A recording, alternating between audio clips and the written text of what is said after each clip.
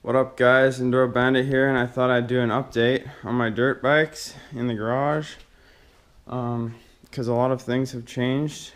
I know I've been riding the Chinese GIO250 a lot recently, and maybe you're worried that he's done riding the IT or KDX, whatever, but no way. They've been at the suspension shop. I've been waiting for them to get the suspensions rebuilt because well, the IT's rear shock I couldn't get rebuilt because one of the seals is shot in it, so it has no fluid, but they couldn't do anything about it because they can't buy replacement parts. So I'm just gonna keep running it the way it is, but they did service the front shocks on it, the front forks, and they were just amazed at the condition it was in. And so the KDX, I took it in at the same time.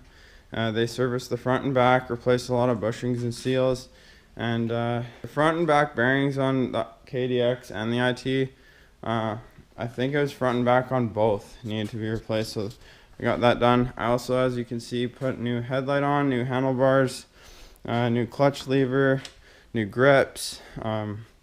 This is new, obviously. I put a few decals on the bike. I shined up the plastics on it quite a bit by using fine grit sandpaper, and yeah, it looks really good. My brother and I were gonna go riding yesterday at this new place that has a bunch of jumps and hill climbs. It's a big gravel pit and it's got trails and stuff too, and yeah, so we wanted to check that out, so I was stoked to take the KDX, but unfortunately his CR250's front tire has gone flat, and he doesn't have the time to change the tube right now. So I've been riding the GIO really hard lately, and the seat, as you probably noticed in some of the videos, is like, it was like poking up when I sat on it. It would be like sticking up like a rooster tail. Got that fixed finally with that piece of metal that I just like attached the bottom of the seat to the bottom of this so that it can't pull up, and that's working great. So I went riding with the GIO for a few hours yesterday. The tank holds about 3 hours worth of gas. If you're riding hard, it will last you 3 hours straight. And I don't even know how many kilometers I went. I went to the next town and back, and then I went on a bunch of other trails quite a bit. So I mean, that's really good on gas. I don't remember how many.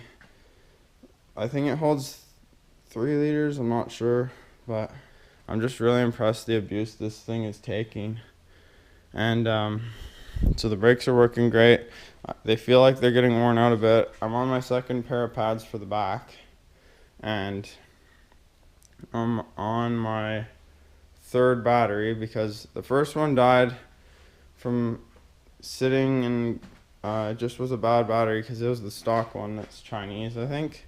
And then the second one, my alternator wire fried and like burned up inside, and so it wasn't charging the battery, so I ran it clean out and then it wouldn't hold charge. So now I'm on my third one and it's working fine, but the compression on the bike is really not doing good. It's really hard to start cold. It can take like 50 kicks. Usually you gotta like let it, like kick it a bunch and then like let it sit to like, cause it floods, and then try it again, and then it takes like probably 20 more kicks and it'll start. So yeah, I'm gonna do a valve shim job to the engine, and I should bring the compression back up. So more videos to come with the GIO also. I'm gonna be showing the videos from yesterday out by my place I was riding, as I mentioned. I'll be showing those coming up. And we got the IT, the KDX. I'll probably take the KDX next because I really want to try it out because the suspension is just prime on it now. Great bike. Got these bush guards on it. The plastics on these ones were worn to crap, so I just took them off, and they're basically to protect the hand controls. So all the bikes are running good. Need to do a little work to the GIO, but Yeah, and there's the 3000 GT.